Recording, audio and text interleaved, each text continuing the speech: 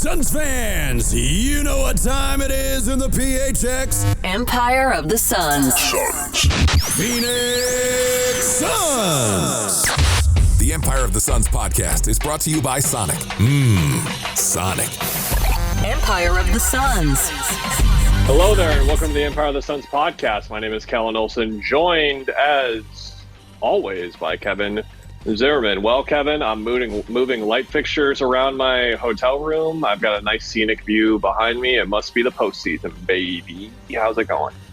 Do they have a golden hour there in Minnesota, Minneapolis? I don't know. We might see some sunset. I can't tell what's going on, but the colors have changed behind you, I think.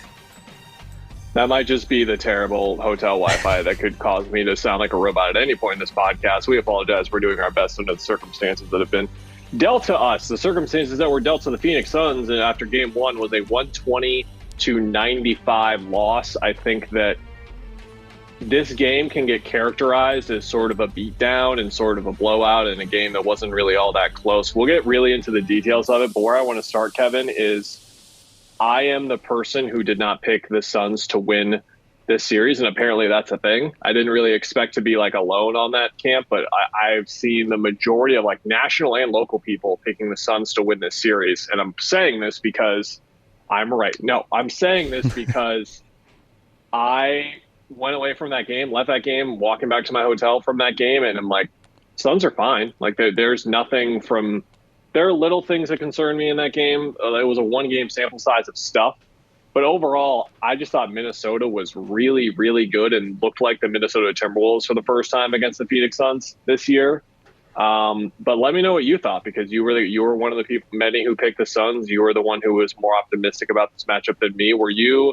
What's your concern meter at after this one? Because I think we always do that after game one. We try and not read into too much, but read into a little bit. How much are you reading into from this?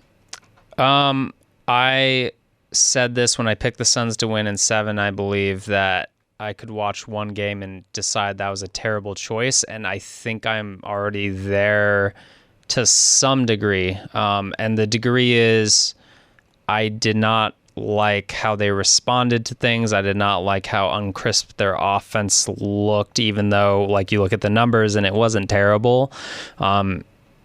Even if you say, okay, they make the layups that they missed, like that's a 15-point loss maybe, then not a 25-point loss. But when you look at the Suns losing every single little thing around the margins, whether it's second chance points, rebounding, obviously that's because of missed shots, but also because of offensive rebounds.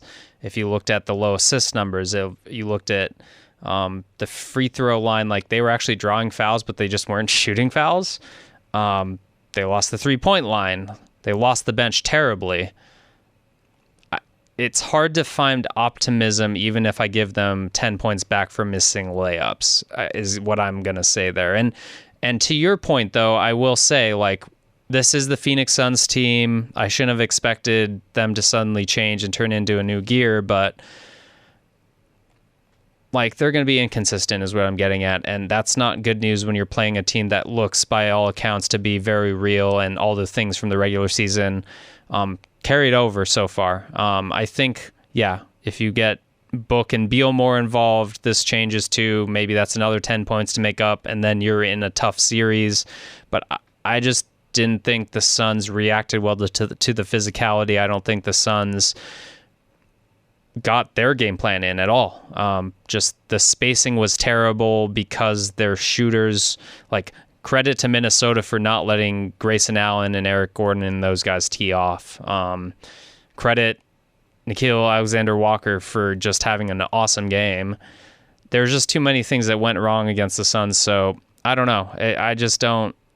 I think it's going to be really tough to win. I don't think they're going to get swept by any means, but I kind of do regret picking them. That was a long answer. Sorry.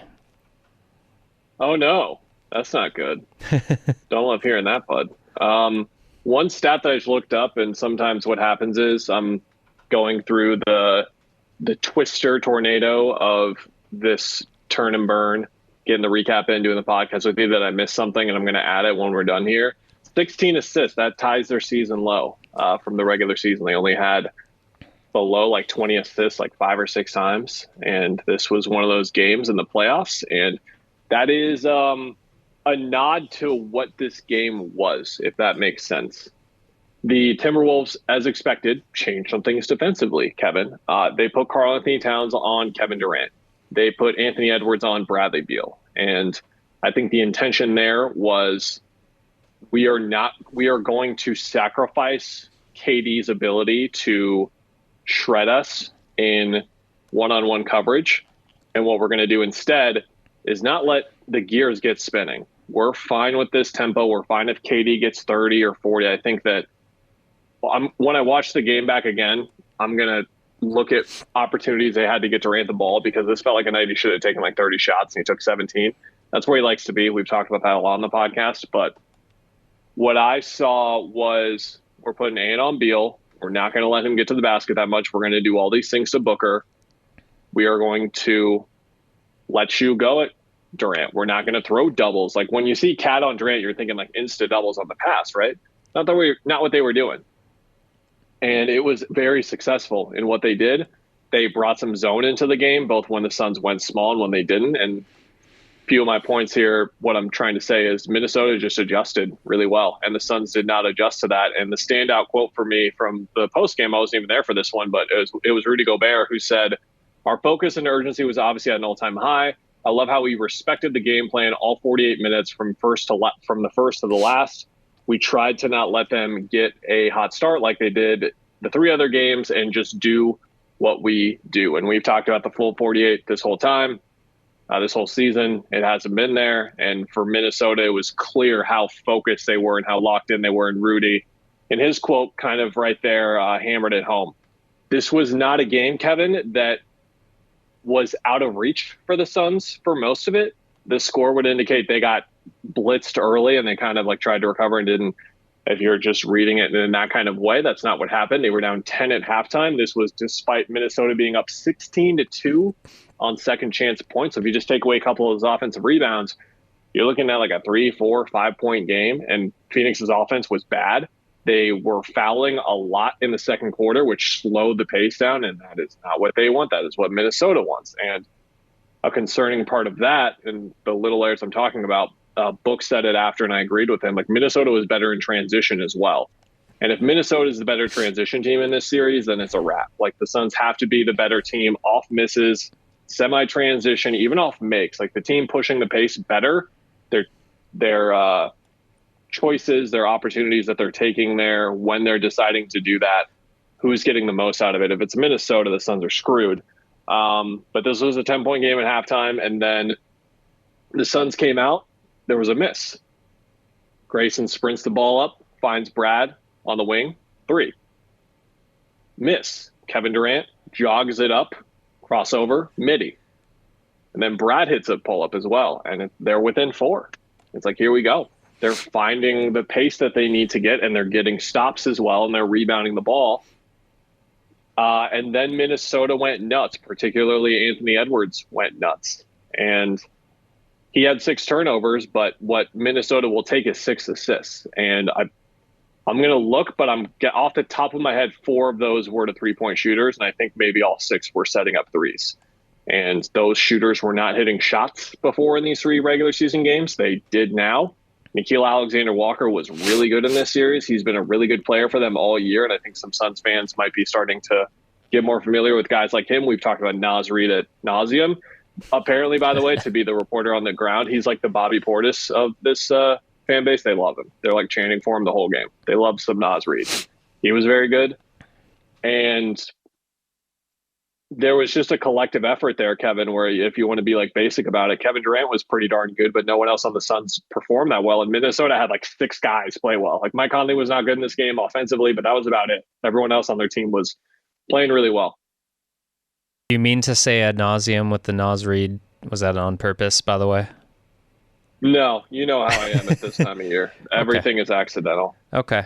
Anyway, I think one of the worst plays that I saw from the Suns, to your point about the transition and lack of pace, was KD got a rebound. I don't remember. It was in the 3rd or 4th quarter. There was an obvious kick-ahead pass. He just stared at it. Didn't make it. and then they went up no pace. That kind of felt like that to me, and I didn't realize the assist total was that low, but it definitely felt like that. And it's almost like they got baited into going after mismatches. And I know Katie after the game was like, we love hunting mismatches. That is part of our game, to your question, to him. But like, you're playing into their hands. You're not getting everyone else in a rhythm. And again, it was spacing. It was more than that, but I think it was good. The Suns kind of got away from the high post, throw it to Katie and let him work out of that to some degree. I understand you have to do it sometimes in really gritty games, but it was almost like from the beginning they were playing into that grittiness, and the pace was attached to that, I think. One thing that stood out to me too, and I'll ask you what you thought of it, but Book did not have a good game. 5 for 16. He went like from that really tough reverse where he basically almost turned it over to getting Rudy and drove baseline on Rudy. He didn't score until the fourth quarter, I believe, as far as field goals. I rewatched all of his attempts. Jaden McDaniels, and I thought they'd put Ant on him more, but it was mostly Jaden McDaniels, and he did a really good job. So if you say Ant's on Beal, KD's kind of, only taking 17 shots, and McDaniels is doing that good on Book, then the Suns are in trouble. So Bick wrote this for our site, like basically this takes away the regular season success of the Suns, any confidence they have. It kind of resets everything. Not that they should be down, obviously, but I think it really kind of showed like their adjustments got the Suns. And so obviously it's going to be on Phoenix to kind of dig out of that quickly here for game 2. And I want to ask you, going back to what I was talking about Book, like, did you see more opportunities from him? Was it just good defense? I mean, people are going to kill him, but I don't know if it was necessarily him playing badly. But I will say the foul trouble and that kind of how he was complaining about not getting foul calls, and then the fouls he picked up were not smart, and that kind of looked like he was mentally not exactly where he should be to me. He didn't play well, and I think I've discussed Booker as a tempo/rhythm player for like the entirety of his career on this podcast, and it is a rare sight to see him out of the loop, off kilter. And that's what this game was for him. Didn't feel like he was getting the ball enough, but then when he did get the ball, he just wasn't making things happen. And in the first half, it turned into a game where it was like, okay, can the Suns just hit enough tough shots to make this close, and then we'll see what happens. But Booker wasn't hitting those tough shots. Durant was. But offensively, oftentimes, the two guys that are the barometers are Grayson and Book. And Grayson was hardly involved in the first half, which just meant the ball wasn't moving. Like people are replying to me like flaming Grayson, saying he's playing like terrible. It's often not him. It's often the way that the team is moving the ball is going to dictate, one, how many catch and shoot threes he gets, but also like the closeouts. It's like when they went to that zone at the end of the first half, after the Suns went small, the Timberwolves played that zone. Grayson off an offensive rebound, like had Gobert closing out on him and then attacked it and drew a foul. And it's like, yes, like when they move the ball and have space, like he's going to benefit. He sprained his ankle in this game and did not return. And the Suns can't afford to lose anyone in their rotation right now. They cannot. Of those top 6 guys, at least, I'll say it that way. Especially in this series for Grayson, though, because this is not an Eric Gordon series. He tried to drive by Mike Conley like 4 or 5 times and just couldn't get by him. That was an issue. Gordon didn't shoot the ball well either, because I think he was looking for more space and more opportunities when it wasn't necessarily there.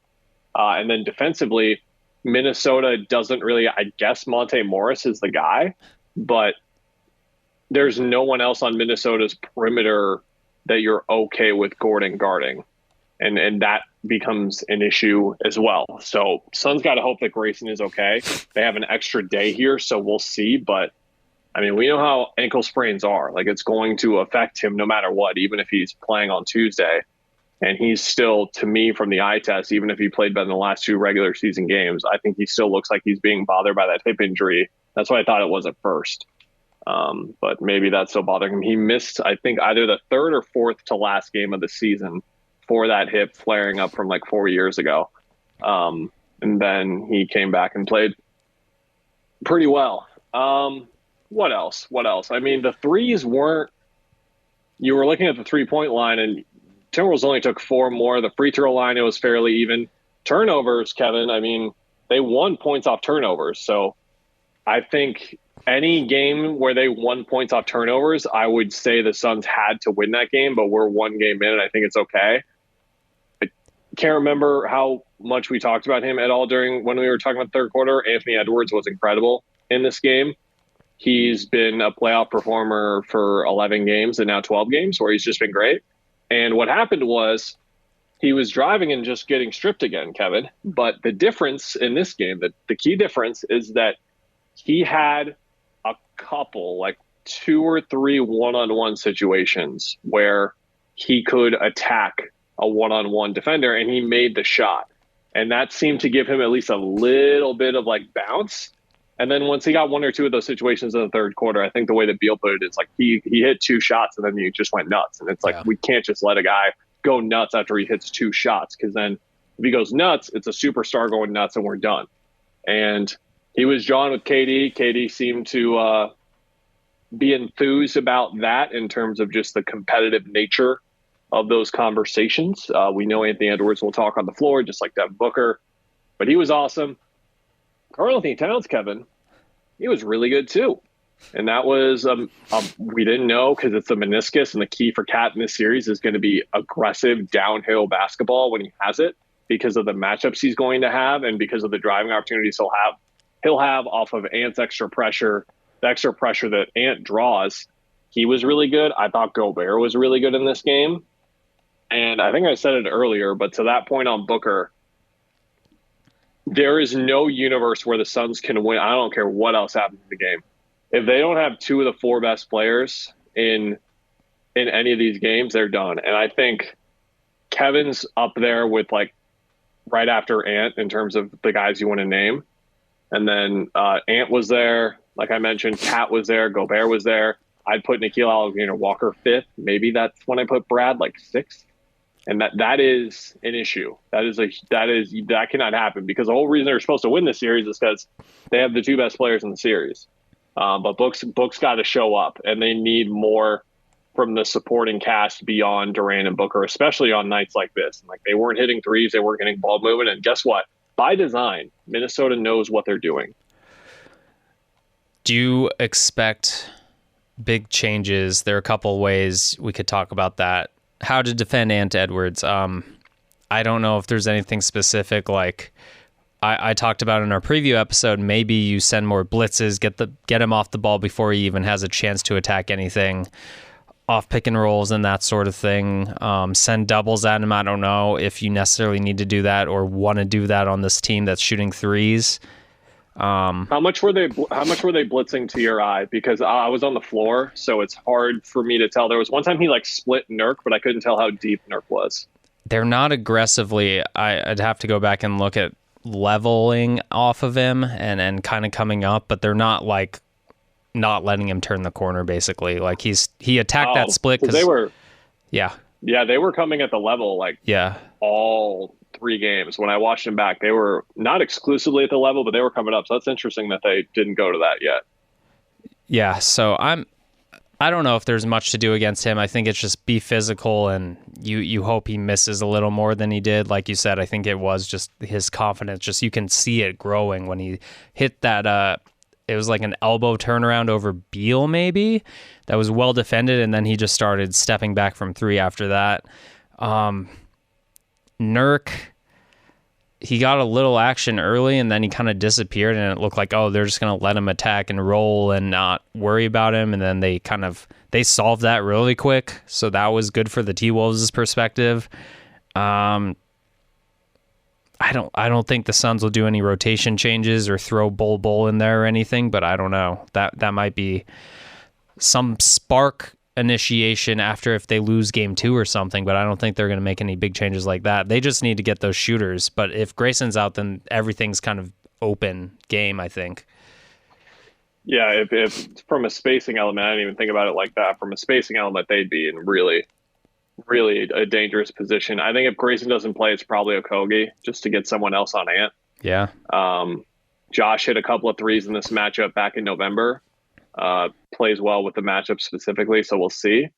But I don't know. My 2 most concerning numbers, I mentioned this in the recap.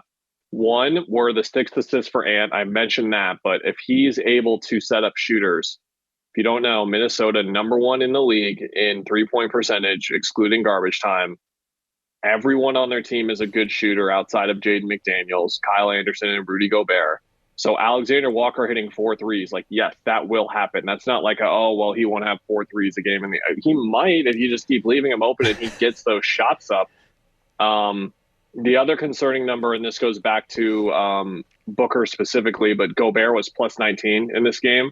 He was a combined minus 68 in the 3 Phoenix games this season, and a lot of that was because Booker was just on him.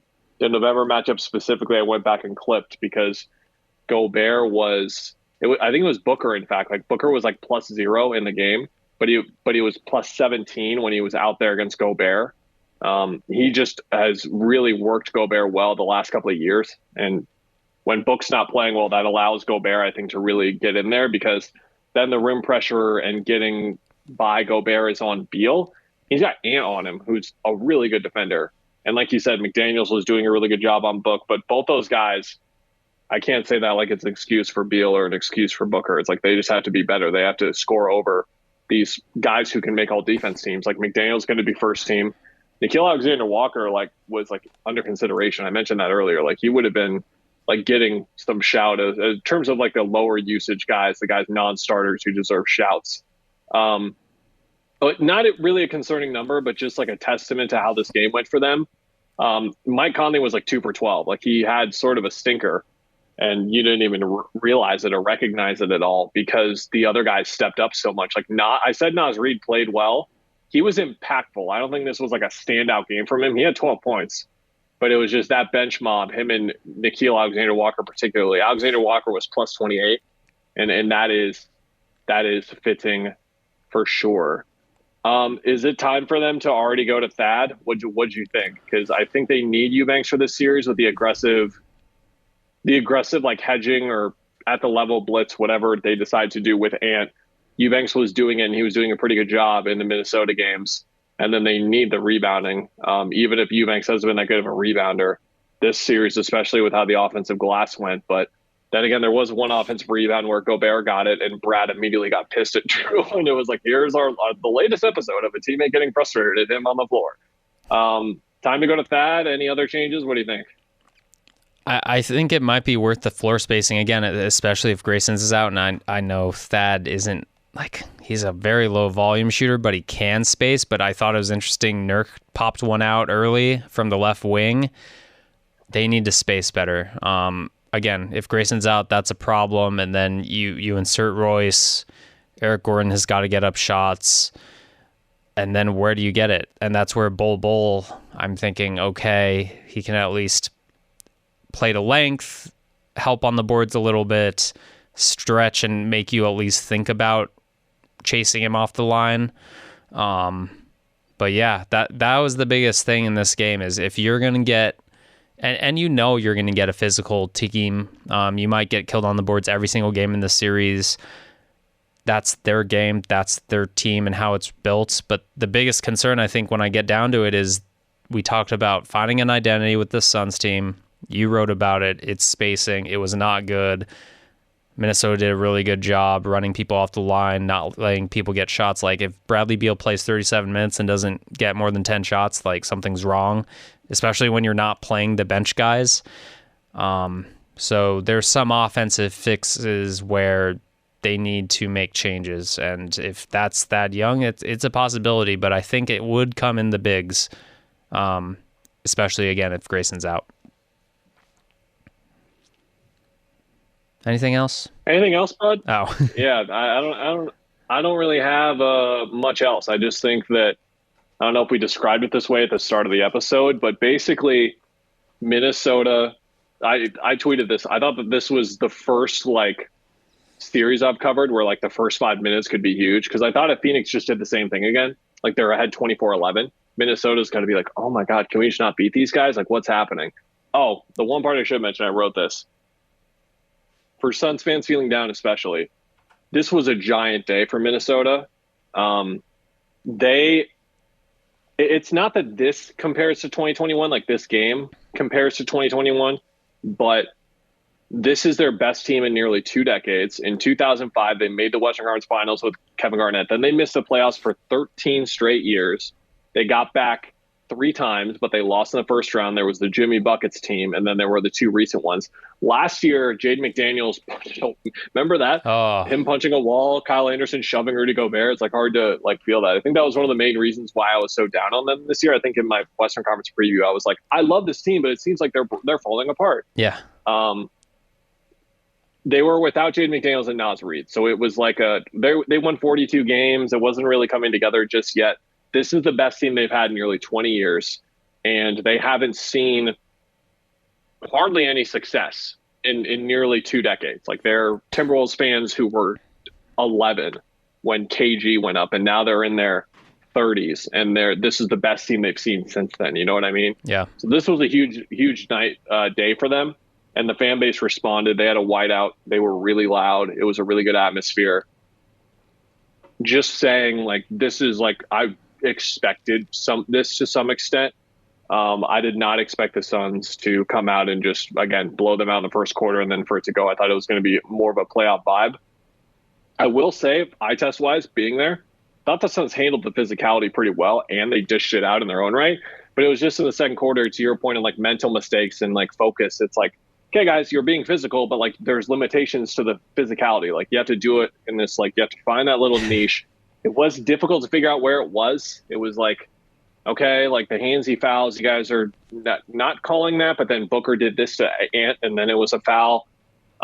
They just let every bump go. Like, if you were just like trying to drive a shoulder into a guy and then like laying it in, you were never getting that call ever. It was applied to both sides as well. So it wasn't just like a Suns problem or anything. So the Suns' ability to like locate where the whistle was would be better for them. I think they were fortunate to get to their free throw attempts where they were, which was mid-20s, because there were hardly any free throws in the first quarter. And then whatever happened, they kind of found out and went from there. LeBron just hitting 30-footers in Denver right now, man. They're pushing the Nuggets right now in the first half, at least. Interesting.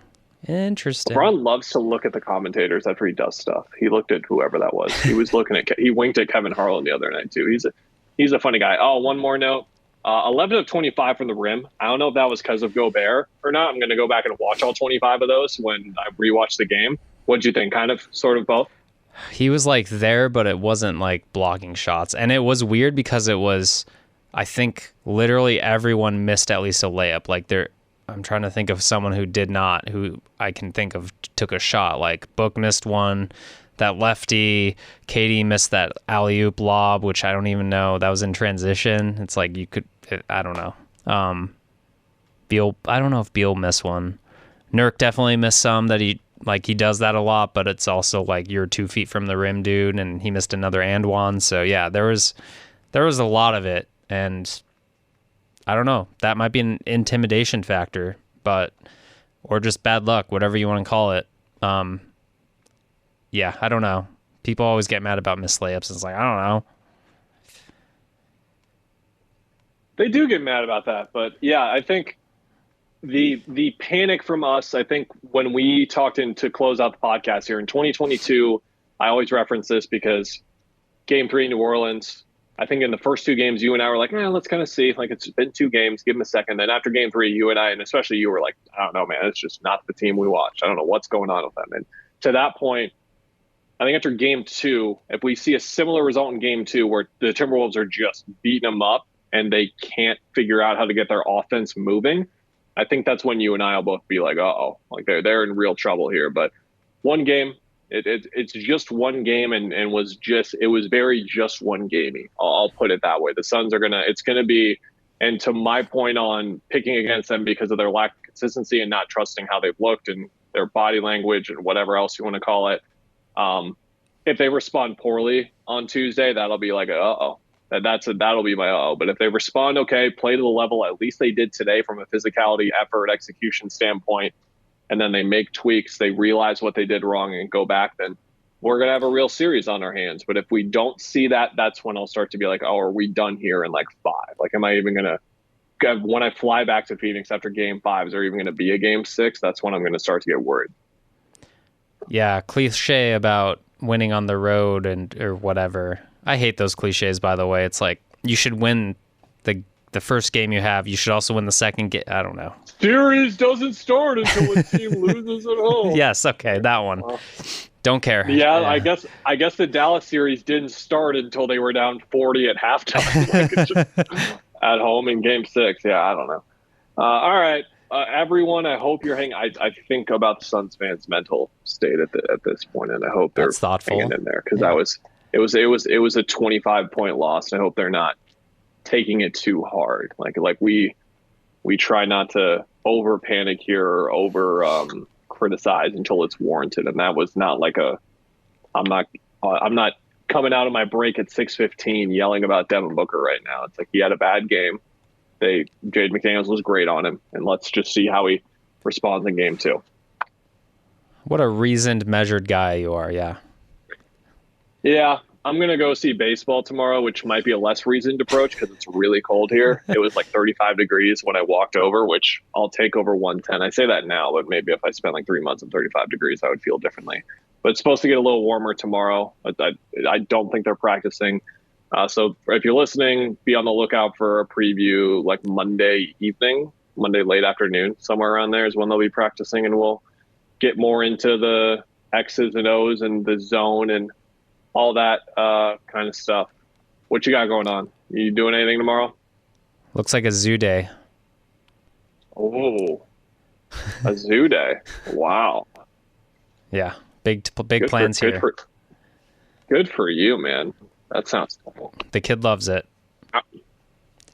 Hey, that's your only goal right now, right? It's like, does your kid love all this stuff he gets? Okay, that's why you're at work right now, is to get money for the kid's stuff. And not my stuff. Not my stuff at all. No. Nope, your stuff is irrelevant now. No. All right, everyone. We'll be back after game 2 on Tuesday night. So if you're listening to this on like Sunday or Monday or whatever, refresh your feeds or check Twitter after Tuesday night, and we'll be up. We'll have you for your Wednesday drive to work, at the very least. All right, everyone. Goodbye.